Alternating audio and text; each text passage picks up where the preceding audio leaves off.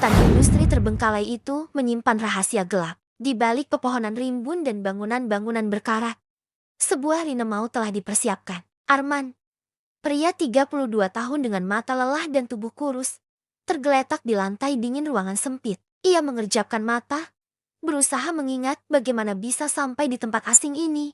Suara denging halus terdengar dari gelang metal di pergelangan tangannya. Arman menyadari ada 44 orang lain bersamanya. Semua tampak kebingungan dan ketakutan. Mereka adalah para peserta yang dipilih untuk permainan terakhir arena ke-45 tahun 2027. Dunia masih belum pulih dari dampak pandemi gelombang keempat. Krisis ekonomi berkepanjangan membuat banyak orang terjebak utang dan keputusasaan. Arman, mantan guru SD yang kini terlilit utang pinjaman online, hanya bisa pasrah saat dibawa ke lokasi rahasia ini, di sudut ruangan. Yuni, ibu muda 27 tahun, memeluk lututnya erat-erat. Matanya yang sembab menyiratkan ketakutan mendalam. Sementara itu, Gilang, remaja 19 tahun dengan rambut acak-acakan, sibuk mengamati sekeliling dengan tatapan penuh perhitungan. Suara berat bergema dari pengeras suara tersembunyi. Selamat datang di arena ke-45. Kalian akan bermain permainan tradisional anak-anak Indonesia yang telah dimodifikasi. Hanya satu yang akan bertahan hidup. Jantung Arman berdegup kencang. Ia ingin mati. Tapi tidak seperti ini. Matanya bertemu pandang dengan Yuni. Ada sesuatu dalam tatapan wanita itu yang mengingatkannya pada murid-muridnya dulu. Permainan pertama dimulai petak umpet neraka. Para peserta berlarian mencari tempat sembunyi. Sementara suara detak jam menggema menakutkan. Arman bersembunyi di balik tumpukan pipa besi. Napasnya terengah-engah.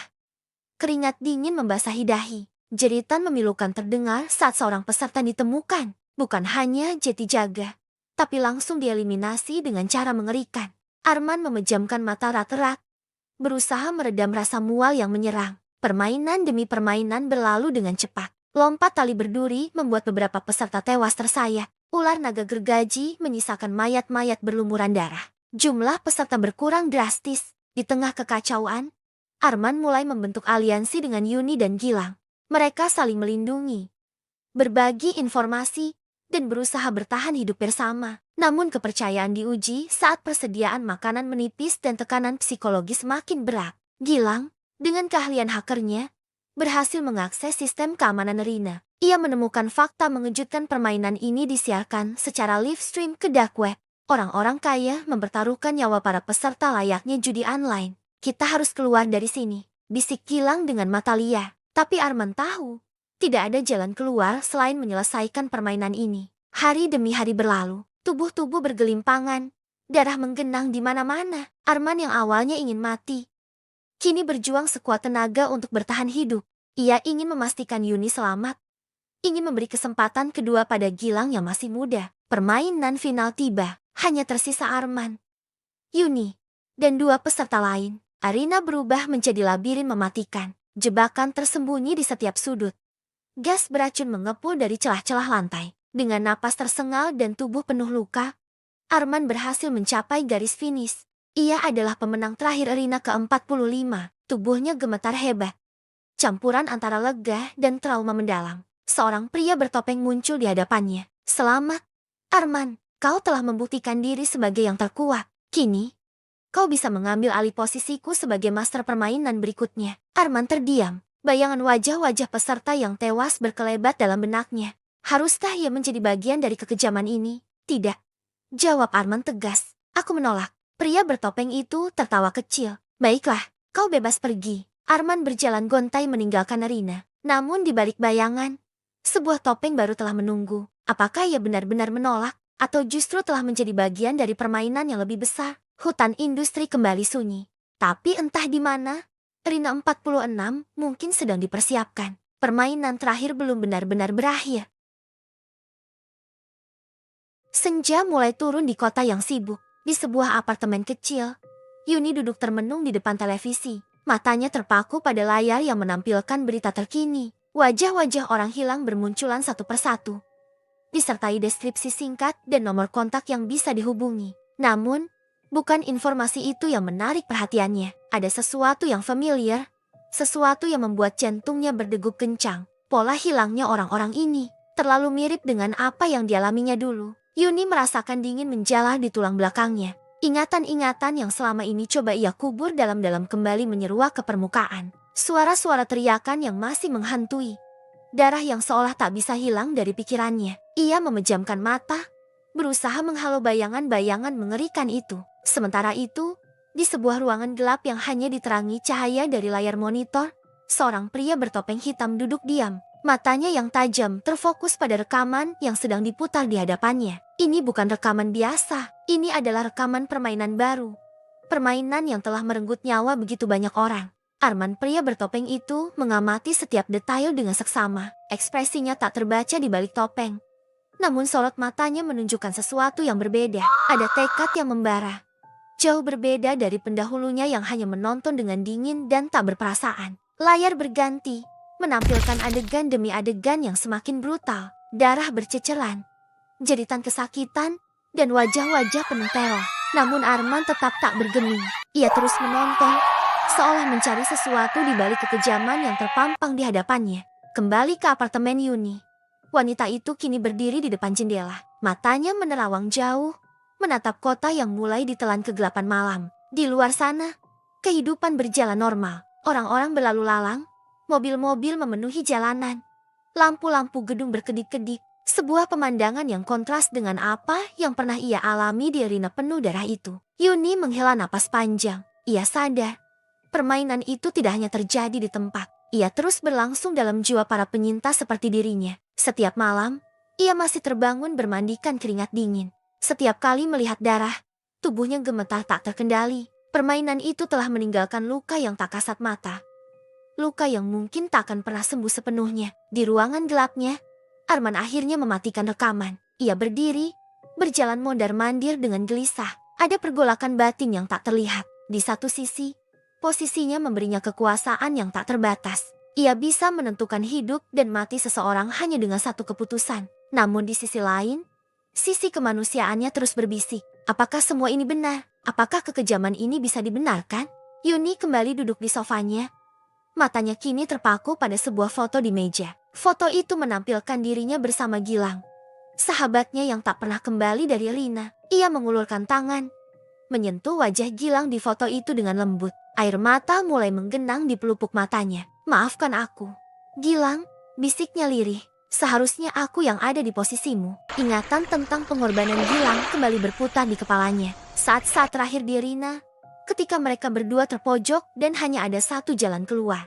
Gilang, dengan senyum terakhirnya, mendorong Yuni ke arah pintu keluar sebelum menghadapi musuh sendirian. Suara teriakan Gilang masih terngiang jelas di telinganya, bercampur dengan suara detak jantungnya sendiri yang berpacu kencang saat ia berlari menyelamatkan diri. Arman, masih dengan topeng hitamnya, kini duduk di belakang meja besar. Di hadapannya, tergeletak sebuah map berisi dokumen-dokumen penting. Ia membukanya perlahan, membaca setiap detail dengan teliti. Ini adalah berkas-berkas calon peserta permainan berikutnya. Nama-nama, foto-foto, dan data pribadi terpampang di hadapannya. Tangannya gemetar saat ia membalik halaman demi halaman. Setiap wajah yang ia lihat seolah berbicara padanya, memohon belas kasihan. Namun ia tahu, keputusan ada di tangannya. Ia bisa menyelamatkan mereka atau mengirim mereka ke kematian yang mengerikan. Sementara itu, Yuni akhirnya tertidur di sofanya. Namun tidurnya tak pernah tenang. Dalam mimpinya, ia kembali berada di arena. Darah di mana-mana. Jeritan kesakitan memenuhi udara. Ia berlari, terus berlari, mencari jalan keluar yang tak kunjung ditemukan. Dan di ujung lorong, ia melihat Gilang. Sahabatnya itu tersenyum, mengulurkan tangan. Namun sebelum Yuni bisa meraihnya, Gilang menghilang, digantikan oleh sosok-sosok mengerikan yang siap mencabik-cabiknya. Yuni terbangun dengan teriakan tertahan. Keringat membasahi seluruh tubuhnya. Ia menatap sekeliling dengan panik. Butuh beberapa saat untuk menyadari bahwa ia aman di apartemennya. Namun rasa aman itu hanya sementara. Berita yang baru saja ia lihat kembali menghantui pikirannya. Apakah permainan itu akan terulang lagi? Apakah akan ada korban-korban baru? Di ruangannya, Arman masih bergulat dengan keputusan yang harus ia ambil. Ia tahu, dengan satu tanda tangan, ia bisa menyelamatkan nyawa-nyawa tak berdosa. Namun konsekuensinya bisa sangat berat. Sistem yang telah berjalan selama bertahun-tahun ini tidak mudah diruntuhkan. Ada banyak pihak berkepentingan yang akan melakukan apa saja untuk mempertahankannya. Pada Pagi menjelang, dan Yuni memutuskan untuk keluar dari apartemennya. Ia berjalan di trotoar yang mulai ramai, berbaur dengan orang-orang yang sibuk memulai hari mereka. Namun matanya terus waspada, mencari-cari tanda-tanda yang mungkin bisa membawanya kembali ke neraka itu. Arman, di sisi lain, akhirnya mengambil keputusan dengan tangan yang masih sedikit gemetar.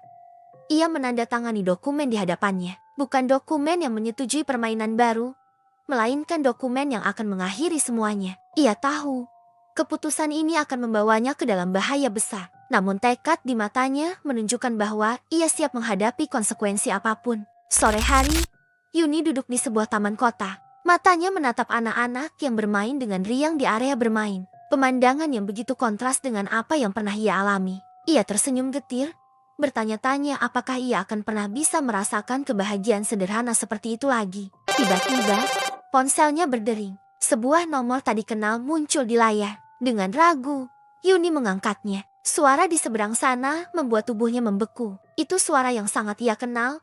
Suara yang selama ini hanya muncul dalam mimpi buruknya. Yuni, suara itu berkata pelan. Ini aku. Arman, kita perlu bicara. Dunia Yuni seolah berhenti berputar. Arman, orang yang selama ini ia anggap sebagai monster di balik permainan mengerikan itu, kini menghubunginya. Apa yang sebenarnya terjadi? Sementara itu, di kantornya, Arman melepas topeng hitamnya. Untuk pertama kalinya sejak ia mengambil posisi ini, ia membiarkan wajah aslinya terlihat. Ada kelelahan yang terpancar, namun juga tekad yang kuat. Ia tahu, langkah yang baru saja ia ambil akan mengubah segalanya. Bukan hanya bagi dirinya, tapi juga bagi ribuan nyawa yang mungkin akan terselamatkan. Malam kembali turun di kota. Yuni berdiri di depan sebuah kafe kecil, tempat pertemuannya dengan Arman. Jantungnya berdegup kencang, campuran antara rasa takut dan penasaran. Apa yang akan terjadi selanjutnya? Apakah ini jebakan? Atau mungkin sebuah awal baru? Di dalam kafe, Arman sudah menunggu. Tanpa topeng, tanpa penyamaran. Hanya seorang pria biasa dengan beban berat di pundaknya. Ia melihat Yuni memasuki kafe. Dan untuk sesaat, waktu seolah berhenti. Dua jiwa yang telah melalui neraka kini berhadapan dalam keheningan yang syarat makna.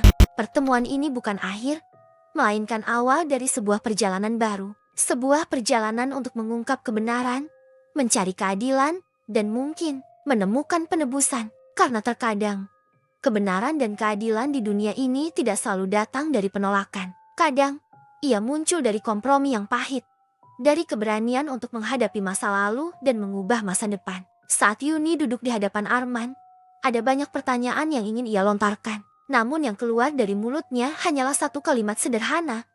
Mengapa sekarang? Arman menatapnya dalam-dalam, sebelum akhirnya menjawab dengan suara yang penuh penyesalan dan tekad. Karena sudah waktunya untuk mengakhiri semua ini, dan aku membutuhkan bantuanmu.